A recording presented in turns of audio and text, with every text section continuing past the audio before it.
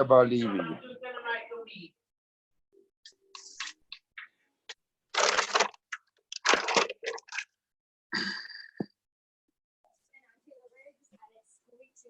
Hello, Rob. Hello. How's it, everyone? How are you? How are you, Rob? How's everyone doing? Hello, Marky. How are you? Good. All the best. Are you all safe? Baruch Hashem, Hashem. are you all safe? Good. Baruch Hello, Hashem. Gabriel. Nice to see you with us. Shimi, hello. How's it, everyone? How's it? I see Shoni join us. Shirkoach, Shoni, thank you. Ivan, thank you for joining us. How's it, everyone? It's nice to see you all. We'll give another few minutes for everyone to join, and then, Anthony, Shalom Aleichem. How are you, Mr. Anthony? Nice to see you with us, Anthony. It's so nice to see you with us. It's nice to see everyone. Who else joined? Let's just give a few more minutes, and then we'll start the show. Be'ezrat Hashem, v'nachliach, v'Hashem aleinu berachamav yarbiach. I'm gonna read in Hebrew, and again, Jimmy gonna help me in English, and we'll go from there. Be'ezrat Hashem. We'll see how it's going. Okay, let's just wait for a few more people just to join. That will have enough people. We'll just give a few more seconds. But in the meantime, if you have any question regarding the Parashat, because then we're going to mute everyone. And, any question, Rabotai? I've got 4 things to carry.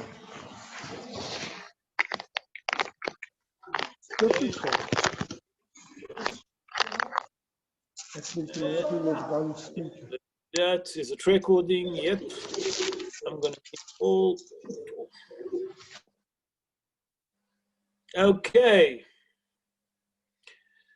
Okay, so we in Parashat Behaalotecha. Shimi, are you ready? I hope that you're ready, Shimi. We are in Parashat Behaalotecha. Behaalotecha, it's a very interesting parsha. We'll see different things happening in the parsha, and Be'ezrat Hashem will try to learn together what's happening in the parsha. So, Be'ezrat Hashem, na'aseh v'natzliach, ve'Hashem aleinu berachamav yarviach. We're going to start the shi'ur, Parashat Behaalotecha. I'm going to read in chapter 8, verse 1 and verse 2, and then Shimi going to read it in English. וידבר אדוני אל משה לאמור, דבר אל אהרון ואמרת אליו, בהעלותך את הנרות אל פני המנורה יאירו 7 הנרות. שמי, בכבוד? I've got it, sorry, Rolf, 1 sec. Speak to Aaron and say to him, when you mount the lamps, let the 7 lamps give light at the front of the lampstand. Aaron did so. He mounted the lamps at the front of the lampstand, and as the Lord has commanded. Am I in the right place? Right? Okay. Yeah. דבר אל אהרון ואמרת אליו בהעלותך. The word בהעלותך, רבותיי, the word בהעלותך, in Hebrew, it's to uplift, to improve. And immediately all the Mefarshim ask, why is it said to improve? It should say to light the menorah. But it doesn't say that. In the Torah, it doesn't say to improve. All it says, to uplift, to improve. Why? We have to understand why does the Torah tell us that. So I saw opinion of Rabbi Moshe al-Sheikh. Rabbi Moshe al-Sheikh, born in the city of Andripoli in Turkey 513 years ago. And that question he also asked, why it say Behaalotecha, to uplift and not to lit the candle? He said something interesting. Listen what he said, and from here we can learn a lot of important things to us, ourselves, in our life, in everyday life. He said that when a person do a mitzvah, Obviously, he uplift himself. But he said, not only himself he uplifting. When a person do a mitzvah, the vessel that he do the mitzvah with, he uplifted. That means, for example, for us to understand it better, I'll explain it like this. If we take the scroll of a Sefer Torah, a scroll of a tefillin, a scroll of a mezuzah, if you look at that scroll, what is that scroll made? It's made from a flesh of an animal, a skin of an animal. Obviously, come say Rabbi Moshe al-Sheikh, look at it. If you take a flesh of a skin, is that you uplift it? No. When do you uplift that? When you do a mitzvah with that. When you take a flesh of an animal, a kosher animal, and you take that skin and you turn it to a scroll, and on that scroll you write Sifrei Torah, you write tefillin, you write mezizot, you write whatever you write on it. There's many people that use the scroll not only to stam is Sifrei Torah, tefillin ומזוזות. These are the people that used to write on it פתאום הקטורת, למנצח בנגינות, many beautiful things. So when is that scroll become uplifted? When it become holy? When you do a mitzvah with that. Say Rabbi Moshe al-Sheikh like this. He say, Behaalotecha et hanerot. What it mean Behaalotecha et hanerot? When you improve the candle and the menorah. That means the menorah was a cost of gold. The gold himself can never be uplifted. When it's become uplifted, when you do a mitzvah with that. That means, when I take the tefillin in the morning and I put tefillin, I uplift that scroll and that skin and that flesh of an animal, I make it holy. When I write a mezuzah and I put it on my doorpost, that's when I uplift it. When I write a Sefer Torah on a scroll, I uplifted that scroll. Say Rabbi Moshe al-Sheikh, it's applicable to every mitzvah that a human being do. Besides that he uplift himself, he uplift the object that he do with that, the mitzvah. That means that if it's a tefillin, we uplift the scroll. A person light the Hanukkah candle, he uplifted the Hanukkah for Hanukkah. The same on Pesach. I took a dough and I made from it the matzah. I made it holy. But I can make also a bread holy, but I can make a bread not holy. A bread can be holy, a bread cannot be holy. It's come to tell you, it depends what mitzvah you do with that. So from here we learn that, for example, let's take a small example. A person having an apple, having an orange, whatever fruit is it, a glass of water. When you say a brocha on it, that means you sanctifies and you holy in it and you uplift it. You not only uplift yourself, the vessel that you do mitzvah with that, you uplift with that. Do we understand? Now we can understand, say Rabbi Moshe al-Sheikh, why is it written Behaalotecha? That means to improve, to uplift. That means the vessel that I use to do a mitzvah, with that I uplift. The second part of the verse, it says like this. It says, El mul penei menorah ya'iru shivat hanerot. That means, in the front of the menorah, okay, the seven branches or the seven candles will light. Wait, it doesn't make sense. Because it should say in the front of you, that means the front of Moshe, front of Aaron HaKohen, those seven candles will be lit. That question been asked by the late Rabbi Mordechai Eliyahu. Rabbi Mordechai Eliyahu, born 91 years ago in an old city in Jerusalem. Yes? Can you repeat the question? I don't fully understand. I didn't fully get the question. Wait. I didn't get to it. To the question. I'm coming to it. Say Rabbi Mordechai Eliyahu, that born 91 years ago in the city of Jerusalem. Why does it say El Penei HaMenorah? In the face of the menorah. It should say that the menorah facing Who? Aaron HaKohen. But it doesn't say. It says it's facing another menorah. Which menorah are you referring to? Say Rabbi Mordechai Eliyahu. El mul pene hamenorah ya'iru shivat hanerot. In the front of the menorah, the 7 candles will light. Which candle will light in the front of which menorah? Isn't it the shamash? Isn't it the shamash? No, shamash we have only in Hanukkah, Shimi. We don't have it in. I'll explain now. Okay.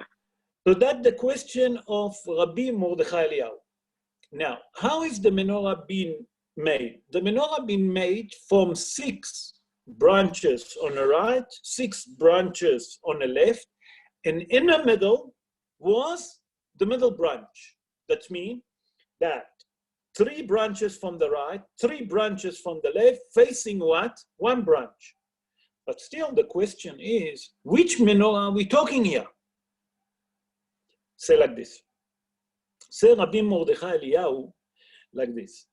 Rabbi Mordechai Eliyahu brought it actually from the Zohar. I heard his shiur, and he said that the Zohar explained that the same here, we have the earth here, we have the same thing up in heaven. When Bet HaMikdash was exists, they have a big dash, Bet Mikdash shel Ma'ala, Bet Mikdash shel Mata. The same menorah that was in Bet HaMikdash or in a Mishkan was the same menorah up in heaven. And when when Aaron HaKohen used to lighten that menorah used to be light also up in heaven. That means 1 menorah facing another menorah. The only difference was that the one was on earth and the other one was up in heaven. Say Rabbi Mordechai Eliyahu in the name of the Zohar, that when Aaron HaKohen used to light the menorah here on earth, the menorah up in heaven was lit. Did you hear that? That means whatever there is here on earth, there is up in heaven. We're learning from here, from the Zohar. But I saw another commentary that I would like to share with you that given a different explanation to the menorah. Say, the next commentary that I'm going to bring, it's the commentary of Ari HaKadosh, Rabbi Yitzhak Luria Ashkenazi. Rabbi Yitzhak Luria Ashkenazi, born in Jerusalem 486 years ago. And he said like this, if you look at the menorah is very interesting. There's a middle branch, and 3 on the right, 3 on the left, like we explained. And he said like this, the middle branch represent the written Torah. And the 6 branches, the 3 on the left, 3 on the right, represent Shisha Sidrei Mishnah. That means that's the oral Torah. That means he said that the Torah is one, the written Torah, and the oral Torah, they are one. But come the 6 branches, that's Shisha Sidrei Mishnah, the Shas, and they come to explain to us the secret of the Torah, the mitzvot of the Torah. For example, we spoke about tefillin earlier. Where does it say in our holy Torah that the tefillin should be square? Nowhere. Where does it say that tefillin should be painted black? Nowhere. Where does it say that in tefillin of Rosh and tefillin of head should be 4 compartments inside and 4 different parshiot, and the other one should have one compartment? It doesn't say that. That's all we're learning, the secret of the Torah and the halachot of the Torah. We're learning from who? From the oral Torah. So come Ari HaKadosh and tell us something extraordinary. He said that if you look at the menorah is Torah shebichtav and Torah shebe'al peh. That means the written Torah and the oral Torah. The oral Torah, its 6 branches awards the Shas, Shisha Sidrei Mishnah. The middle branch is the one Torah that we have. What is it? The written Torah. The only beauty of it that we have in our religion, that the oral Torah come to reveal to us and to explain to us the mitzvot of the Torah, the secret of the Torah, what's hiding behind everything in the Torah. Be'ezrat Hashem, as we go along, we'll try to explain few ideas that we have. So from here we learn something very important. that the middle branch signifies the middle branch. That's the written Torah. And the other three branches that we have on the side, and each side come to tell us that that's the oral Torah. So we learn from here that the menorah come to teach us that it's a combination of written Torah and the oral Torah together. That means that you can't separate it. Not like the Tzedukim do. Tzedukim believe only in a written Torah. And that's the problem. That means it says in a Torah that we should not have light, on a Shabbos. They didn't understand what it means you should not have light. You should not have light. That means that you're not allowed to create a new melacha to create light on Shabbat. That means that on Shabbos, lo aleinu, they sit in the dark all Shabbos. They never put a light. On that, said David HaMelech, and our sages explain, Rasha'im b'choshech yidamu. That means the wicked people must stay in the darkness, and they must die there. Lehavdil, lehavdil. So from here we see the importance that we can learn from the menorah. Let's move on to verse 3, and we see something very interesting that the Torah tells us. And we'll see what Rashi said, and we'll try to understand what also Rashi tried to tell us, Be'ezrat Hashem. In verse 3, the Torah tells us, Vayas ken Haaron אל מול פני המנורה, העלה את נרותיה כאשר ציווה אדוני את משה. Verse 3, Shimi. Aaron did so. He mounted the lamps at the front of the lampstand, as the Lord had commanded Moshe.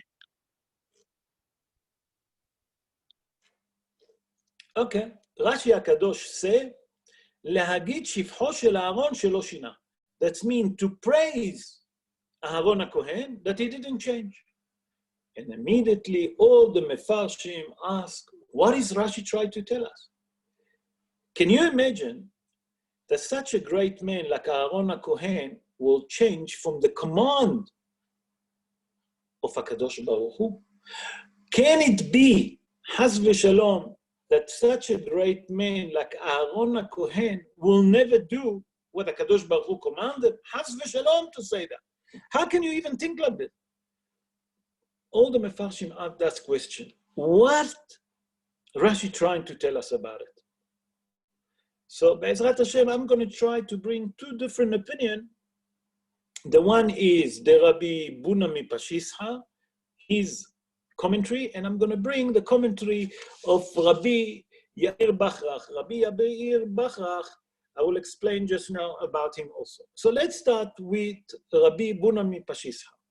Rabbi Buna Mipashisha say, first of all, where he born? He born in Poland. He born 255 years ago. And Rabbi Buna Mipashisha say that Chas v'shalom to think that Aharon will change any of HaKadosh Baruch Hu command. Chas v'shalom. Not that what Rashi tried to tell. What Rashi tried to tell you, להגיד שבחו שלא שינג'ה, that means to praise Aharon that he didn't change. You know what does it mean? Not Chas v'shalom to think for a moment that Aharon will change. No, he will never change from any command. What does it mean that such a great man like Aaron, that become the highest priest, that was entering the Holy of Holiness in Yom Kippurim? Not only that, Aaron used to do atonement to Klal Am Yisrael in Yom Kippur. Aaron received such a higher level, become such a great man, that it might gonna affect him. Say shelo shina. What it mean lo shina? He didn't change, even inside himself, not towards outside. Inside himself, he wasn't proud. That means he was all the time humble. He was humble before, and he was humble even after he became Kohen Gadol. To tell us shelo shina, that means that Aaron HaKohen was humble even when he became Kohen Gadol, even after he became such a great man, such a great honor. he was still the same. Lo shina. That means even inside themselves, that means himself, not to show outside. Outside, everyone can behave, can be humble, can pretend, or can be arrogant, lahavdi. Aharon HaKohen, even inside himself, didn't feel a little bit of arrogancy. He always stayed the same. That's Rabbi Buna Mipashisha explained Russian. Rabbi Yair Bachrach, born in the Czech Republic. He born 382 years ago, and he wrote the famous book, Havot Yair. Okay, and he explained like that. In his book, he explained, and he said like this: if you take a beautiful instrument, for example, a violin, you take a harp, you take a piano, or you take a guitar, that you can make a beautiful sound from that instrument.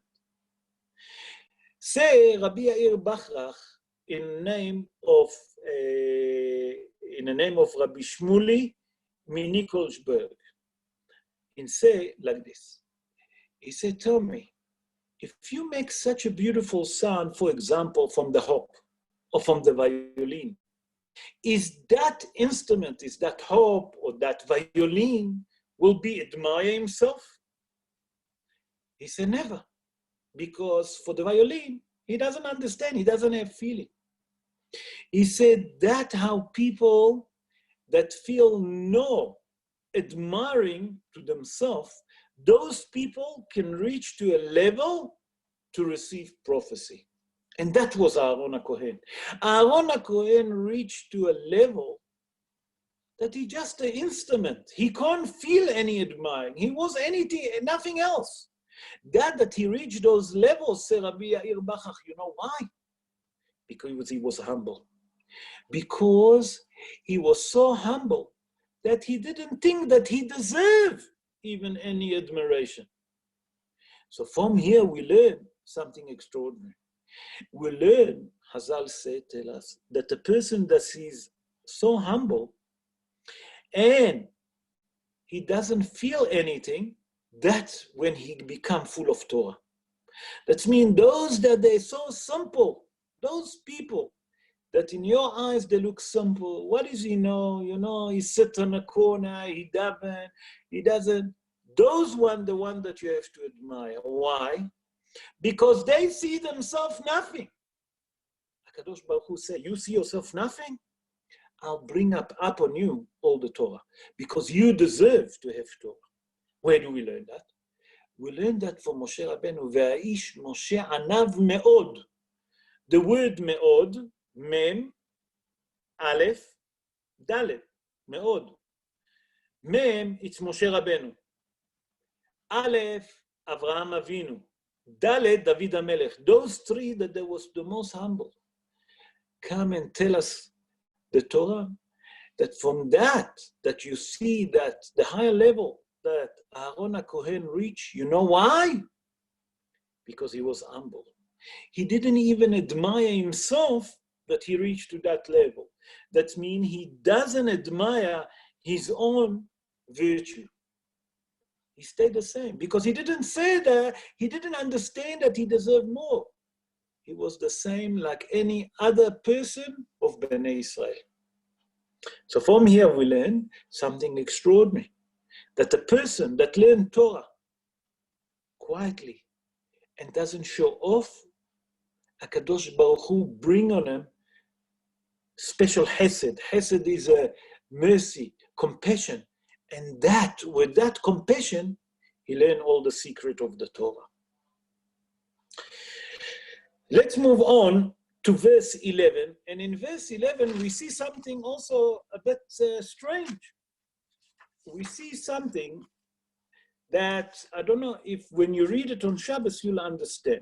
For those of you that maybe read it during the week to prepare for the Parsha, we'll see now what Aharon used to do to the Levy. And look here. In verse 11, chapter 8, verse 11, the Torah tells us, "Ve'enif Aharon et הלוויים תנופה לפני אדוני, מאת בני ישראל, והיו לעבוד את עבודת אדוני." Shimi bechavod. And let Aaron designate the Levites before the Lord as an elevation offering from the Israelites, that they may perform the service of the Lord. Okay, did we understand what's happening? So I'll try to explain. Together we'll try to understand these words. You'll help. Sorry for the translation. So let's try and understand what the Torah tells us. So first of all, the Torah tells us that something extraordinary happened. What's happening? It's happened that Moshe Rabbeinu command Aaron, by the command, obviously, of HaKadosh Baruch Hu, that Aaron HaKohen obligated to uplift the Leviim. That means to raise them up and like to shake them a bit. All the Leviim? Yes, all the Leviim. You learn from here, number one, that Moshe Rabbeinu, Aaron HaKohen and Moshe Rabbeinu was equal. We know that Moshe Rabbeinu was 10 amot. What it means 10 amot? 5 meters high. Also, Aaron was 5 meters high, tall. That means we learn from here that Aaron HaKohen was very strong, that he can lift up all the Leviim. You know what is it to lift up a human being? That was Aaron, was a strong man. But we have to understand, why did HaKadosh Baruch Hu command Aaron to lift up the Leviim? Why is it so important? What difference does it make? Put your hand on them, like you do the blessing of the Kohanim, bless all of them, and then that's it. They're all blessed. Why Dafka the Leviim? Aaron obligated to lift up. So the Zohar explains something extraordinary. Extraordinary. When I read it last night, when I prepared the show, I looked at the Zohar. Not that I know how to read Zohar. I don't understand Zohar at all. Not at all. I'm just like a parrot repeating what it says. The Zohar explains like this. Listen to that. The Zohar say that he giving us an analogy that if a baby cry, what do? First thing, we pick him up, and then we rock him a bit until he come down and he stop crying. He said, HaKadosh Baruch Hu commanded Aaron HaKohen to pick up the Leviim. Why Dafka the Leviim? He said that the Leviim, the character trait is judgment. What it mean, judgment? Yaakov Avinu say in Parashat Vayechi, what is he blessed each one of his kids? He said about Shevet Levi and also about Shevet Shimon. Arur apam ki az ve'ivratam ki kashta. That means that Shevet Levi, in his nature, he have this anger. What it mean, anger? He's full of compassion. That means we see in Het HaEgel, when it says Mila Hashem Elai, Shevet Levi doesn't think twice, go and kill his own brothers. That means that Shevet Levi is the character trait of judgment. Say HaKadosh Baruch Hu to Aaron, that tribe is too dangerous. That's in my language, I'm just explaining. I need to calm him down. How can I calm him down? How can I calm that tribe down? I need to put him in Beit HaMikdash. How do I'm going to calm him down? By that you lift him up and you rock them a little bit, you shake away the character trait of Mitat Adin. That means the judgment that they have on him going to be loose. By that they're going to work in Beit HaMikdash, that's going to calm him down. That means, from here we learn that Aaron, the Kohen Gadol, have to lift up and raise the Levy and shake him a little bit or rock him a little bit, whatever you want to call it, to calm him down. That means that will not going to be any judgment, has v'shalom, on a Jewish people. That means that the entire job of Aaron HaKohen to become Kohen is to calm down Shevet Levi from the compassion. because they were so much full of compassion. And if Chas v'Shalom something will happen, Shevet Levy will take action. So to calm them down is to raise them up and rock them a little bit, like a person do when a baby cries. Let's move on to chapter 9. Now we're moving on to chapter 9 to verse 1. And in chapter 9, the Torah tells us something very extraordinary. The Torah repeats,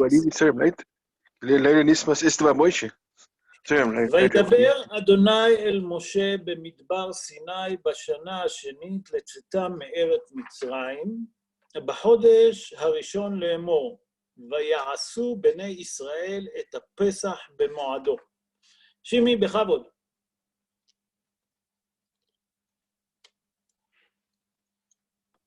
Sorry, Rav. Yeah. Chapter The Lord 9, spoke to verse Moshe. 1 and 2. Verse 1 Yes. and 2. Yeah. The Lord spoke to Moshe in the wilderness of Sinai on the first new moon of the second year following the exodus from the land of Egypt, saying, let the Israelite people offer the Passover sacrifice at its set time. Okay. We see something very interesting here. Here the Torah repeat again the mitzvah of Pesach. That means, HaKadosh Baruch Hu tell Moshe Rabbeinu, okay, to warn the Jewish people to celebrate Pesach again. When is it happen? It was on the second year from the day of the Exodus. That means, Bnei Israel left Egypt on Tetvav Nisan, 15 of Nisan, we know. Here HaKadosh Baruch Hu come and tell Moshe Rabbeinu to warn Bnei Israel not to forget to celebrate the festival of Pesach again. And immediately all the Mefarshim say, what's so important? Why is it? Why did HaKadosh Baruch Hu have to warn, to tell Moshe Rabbeinu to warn Bnei Israel to do Pesach again on the second year that they left Egypt? Why is it so important? Why? They don't know that they have to do? So the Zohar HaKadosh explain like this. The Zohar HaKadosh explain that Bnei Israel might gonna think, listen, we celebrate the Pesach. Pesach is Mishon Passover.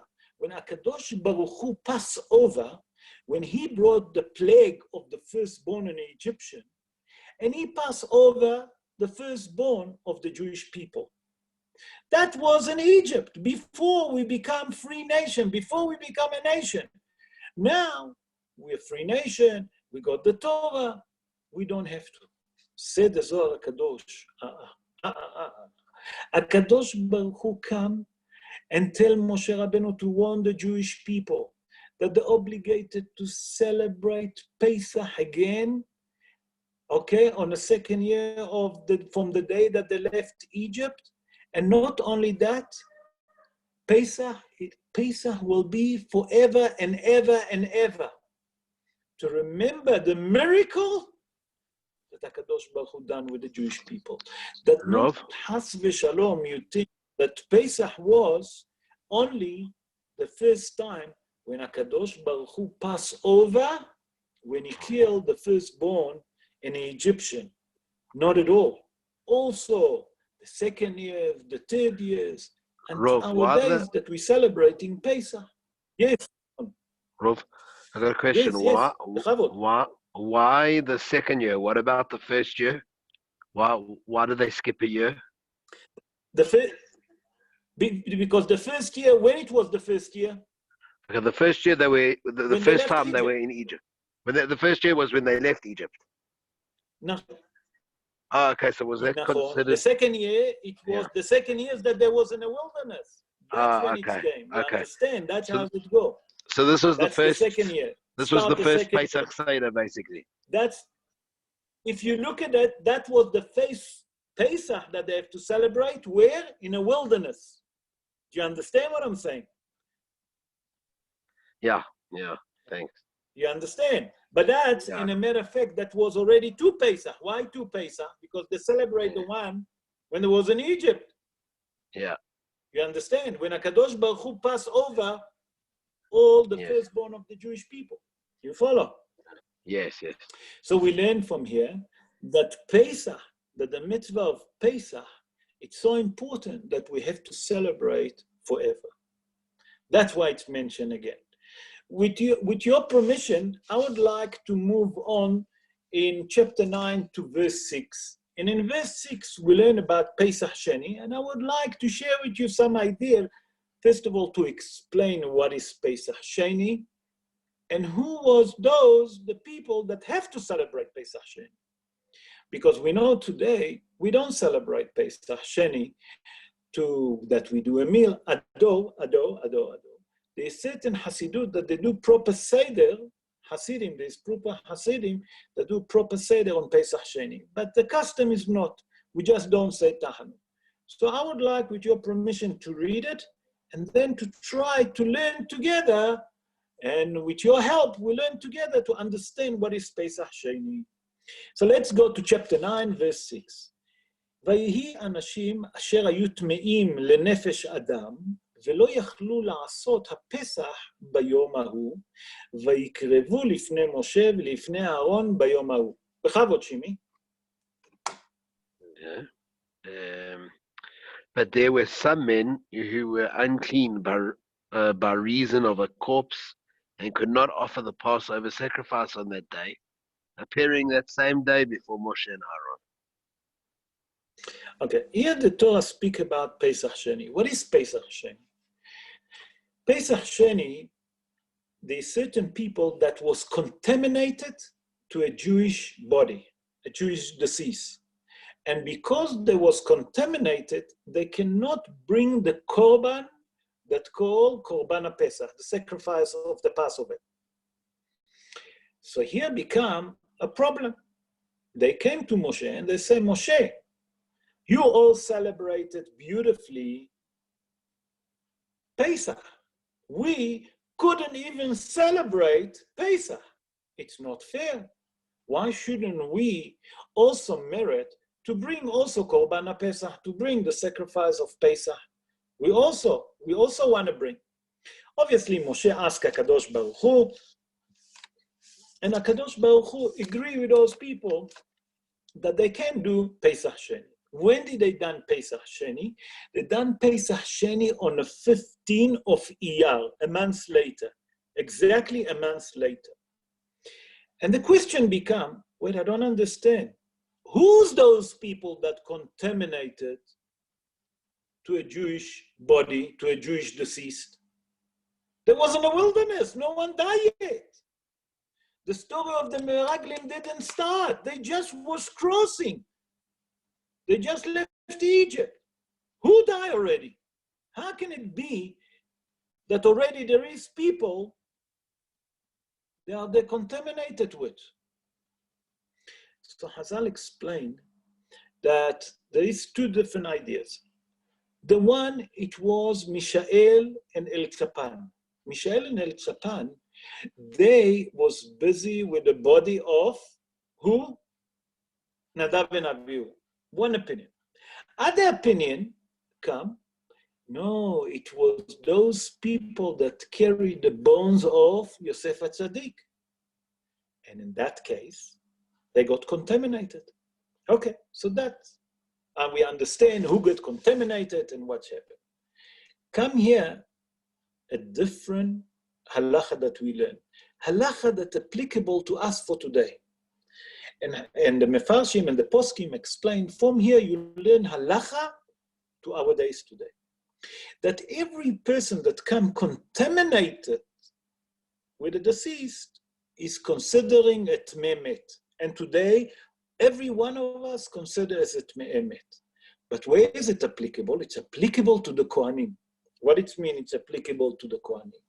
From here you learn that we know that when the Kohen go to the cemetery, he have to keep 4 amot. What it mean 4 amot? 2 meters away from the grave.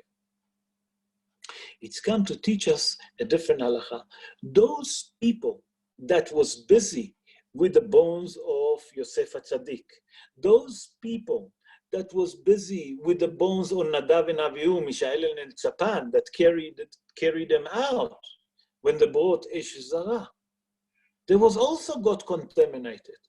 That means that when a person, even when he come closer to a tzaddik, that means when a person go to a tzaddik grave in Eretz Israel and is a Kohen, he's not allowed to come close 4 amot, 2 meters.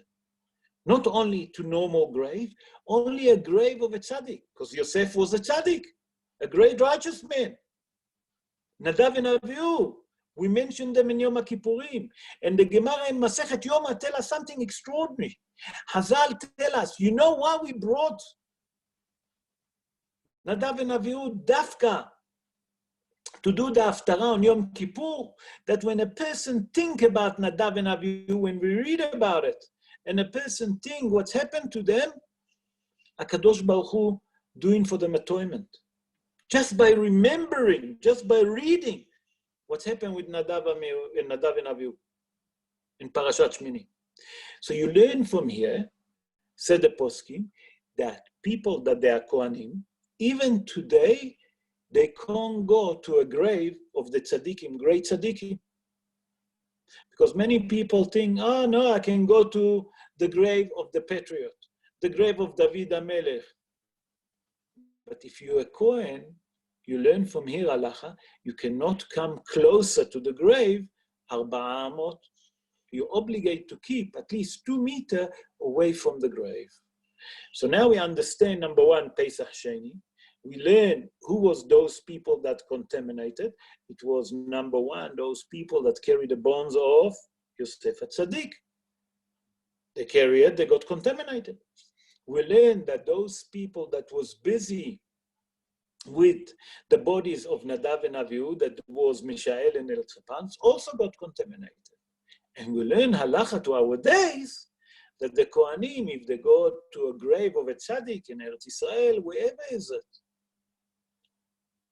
in the diaspora, wherever is it, if he's a Kohen, not allowed to come closer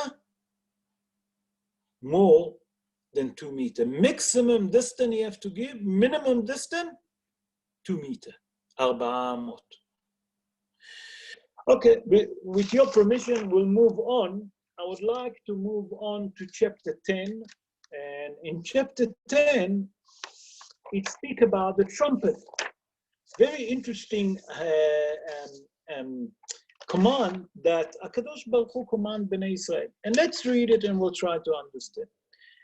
In verse 2, HaKadosh Baruch Hu said to Moshe Rabbeinu to speak to the children of Israel, and they're obligated to do 2 trumpets. And what's so special about the trumpet?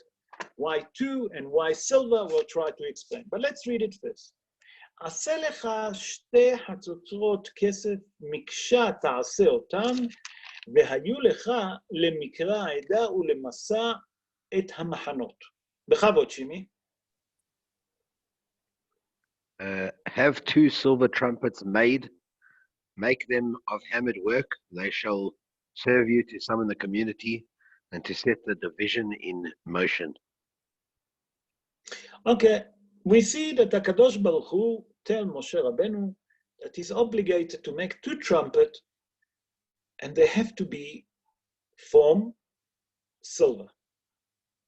And the question is, why do they have to make 2 trumpets? 1 trumpet not enough? If you want to assemble the nation, 1 not enough, the sound of 1, you need 2.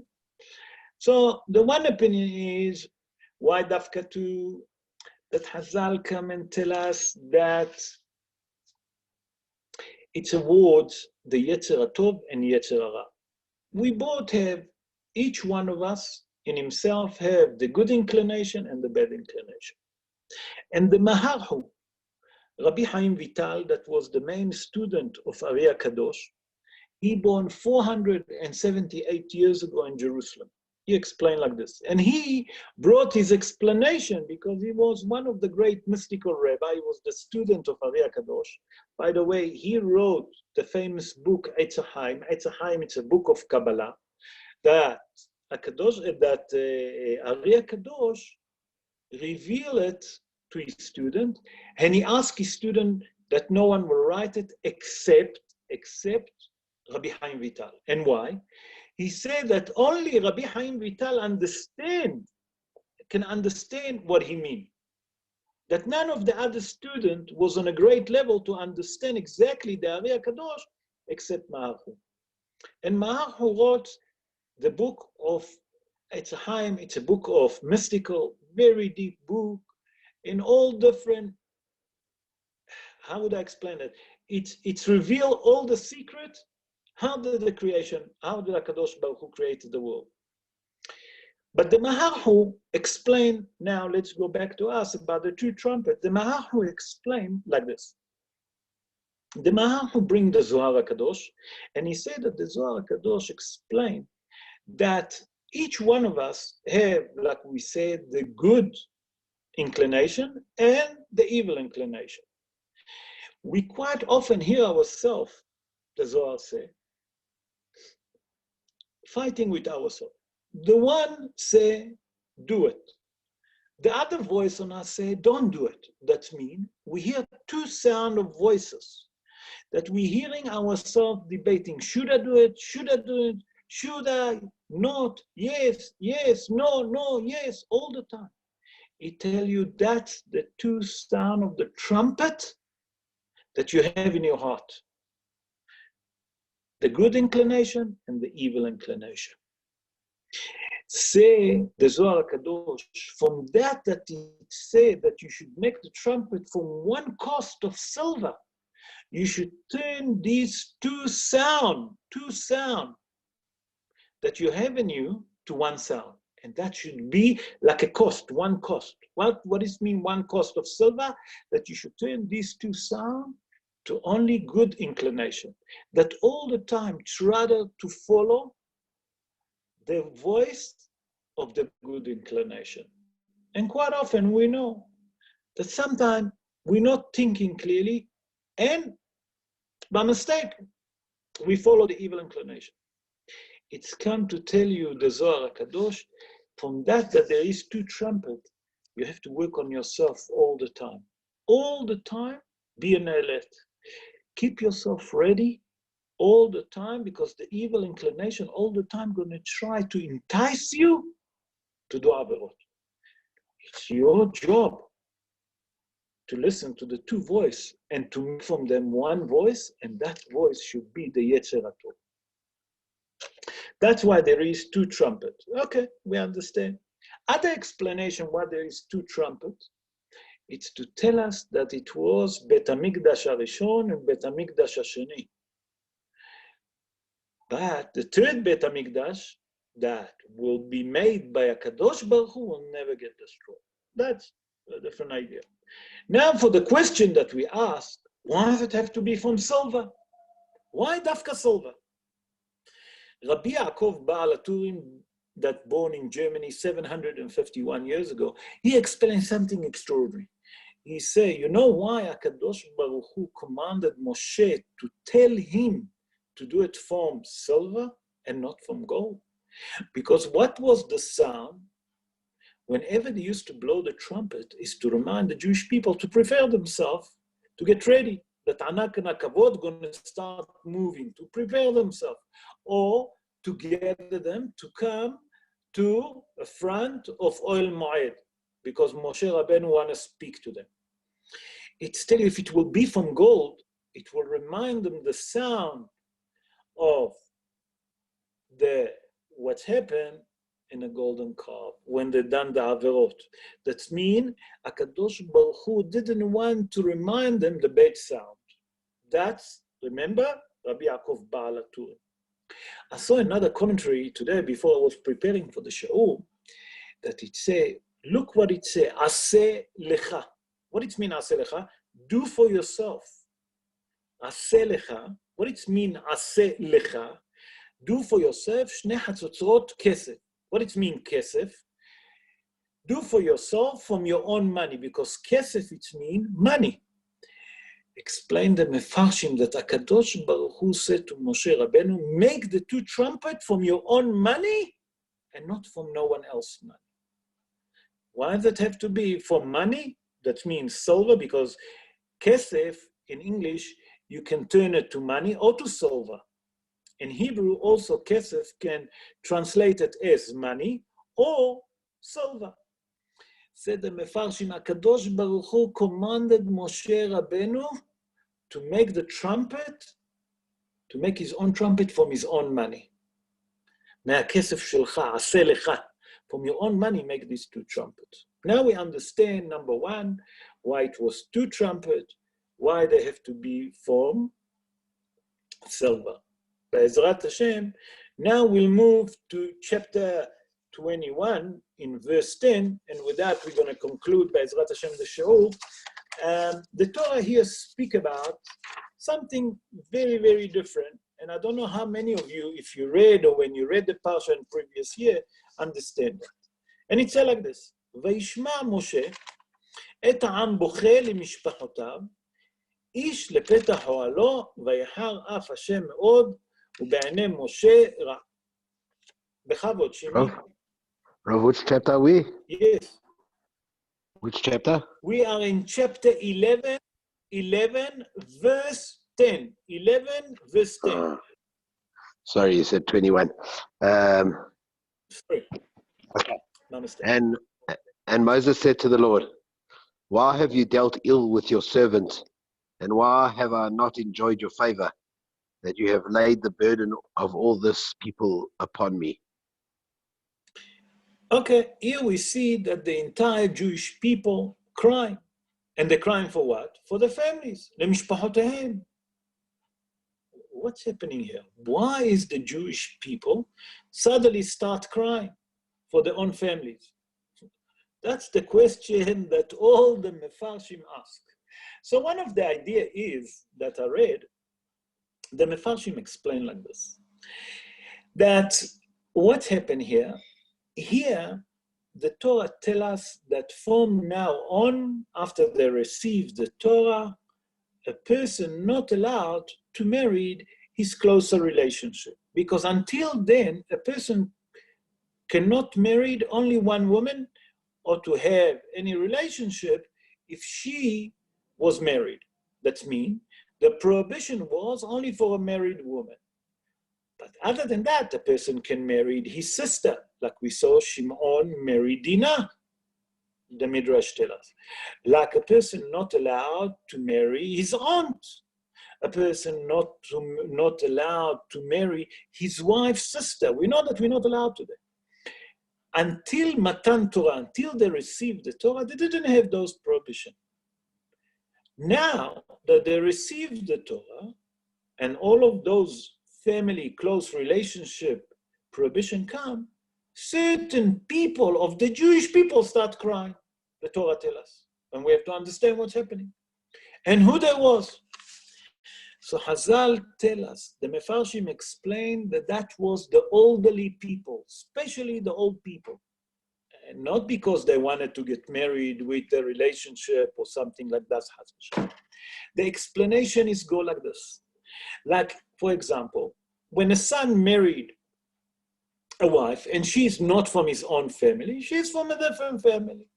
Sometimes we know that the father-in-law and the mother-in-law not always getting on with the daughter-in-law, or the vice versa. The daughter get married and she have a husband, and sometimes the mother-in-law and the daughter-in-law and the father-in-law never get on with the son-in-law. What is the problem? Why they was crying? Because when the old people, we know that they're usually by themselves. And they want to come to visit for Shabbos, for Yom Tov, to celebrate with the family. So he asked his daughter, he asked his son, listen, can I come for you for Shabbos? Can I come for Yom Tov? So the son say, or the daughter say, look, Dad, I would like you to come. The same to the mother, I would like you to come. But you know, my wife pull faces, and I don't want to have a tzoros at home. I don't want to have faribel. If you don't mind, please give me some time. Let's see how's it work. And the same, he said to his mother. So said the Mefarshim, you know who was crying from that there is no more relative marriage? The elderly. Why? Because before that, a brother can marry his sister. The brother can marry his aunt. Can you imagine that the aunt saying to a brother not to come, or the daughter saying to a father not to come? So it wasn't that terrible. It's come to tell us that all of that situation that people have, that sometimes people not in meriting and not enjoying their grandchildren, or to see their son, or to see their daughter, where does it start?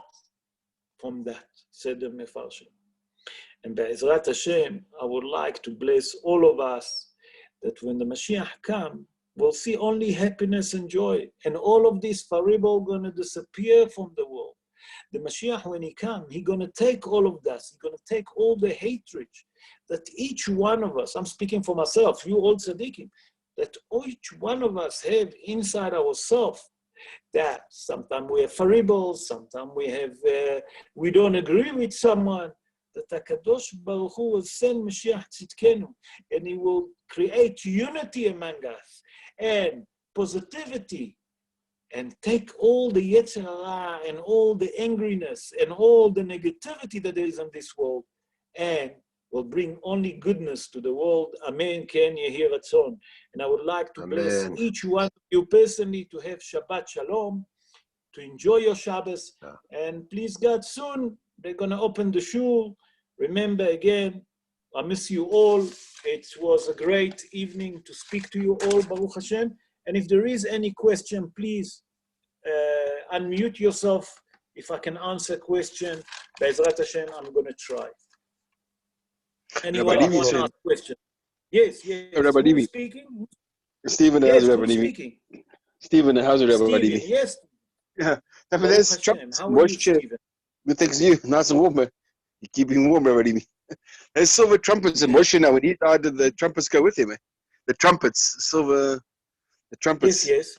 Yes, what's happened with them? What you He was asking? lifted and those trumpets had disappeared. Like, we don't know where their trumpets were. Nachon. The trumpet been disappear. You are 100% right. What's happened with those trumpets? I apologize, I didn't explain. Those trumpets, they've been taken to Eretz Israel, obviously, and it was in Bet HaMikdash. Those trumpets, Shlomo HaMelech hidden them. After Shlomo HaMelech, that was the first king, sorry, not Shlomo HaMelech, Yeshayahu, he hidden them, and when the Mashiach comes, they're going to reveal all of that. The tintenet of the manna, the ash of the red heifer, remember? The ark, everything is been hidden, that the Roman and the Babylonian, that the first was the Roman, and then was the Babylonian. They'll never find it and never desecrate the holiness of them. Yes, Bechavot. Any other question, Rabotai? Red heifer, Rabbi. Is that the 10th red heifer you said? Say again? The 10th red heifer, then Mashiach comes. The red heifer heifer again, he yes. said. Until now, was 9 red heifer. The 10th one, the number 10, when the Mashiach comes, he'll do the para asirit, as Hazal explained to us, the 10 red heifer. What does it mean, a red heifer? A red heifer is with no blemish.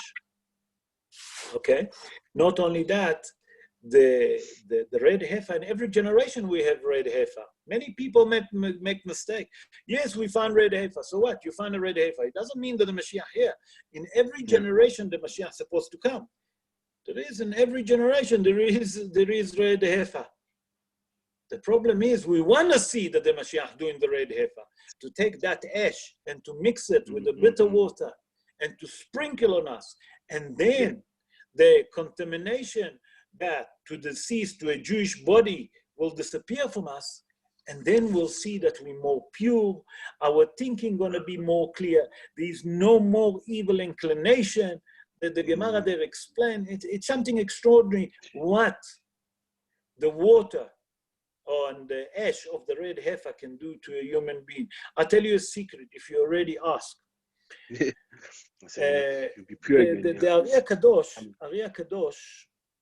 Ari Kadosh was a great Kabbalistic, great mystical. And I read it, that how did the Ari Kadosh merit to be such a great giant in mystical. Not only that, that he lived in the 16th century. He revealed to us all the Kabbalah that we have today, all the Torah mystical that we have today, that we're studying today. It was for Maria Kadosh. He revealed it to us. I read that Eliyahu Navi given a sprinkle on him, Mei Para Aduma. By the moment that he sprinkled that, his mind was so open that it was like a computer with not 100, millions of gigabytes that he can remember. Sure. What a person can study all of his life, maybe he can get a tip of the water. Ari HaKadosh managed to receive that. Why? Because Eliyahu Navi sprinkled from that little bit on Ari HaKadosh. And that's how we become the giant. So we can imagine what's going to happen when Mashiach comes and he sprinkles on us. Mei Para Aduma. How giant, how everyone going to think, what's going to be. Besides that, it's healing all the body, making you completely strong and healthy, no more sickness in the world. That's not the point. What a person can reach with his mind. Any other question, Rabotai? No question. I would like then to wish every one of you Shabbat Shalom, safe and healthy and warm. That's the most important. And send regards at home and have a good night. Thank you for joining us. Thank you, everyone. Rob. Thank you Good very night. much. Good night. I hope that you enjoy, everyone. Bye-bye. Thank you, everybody.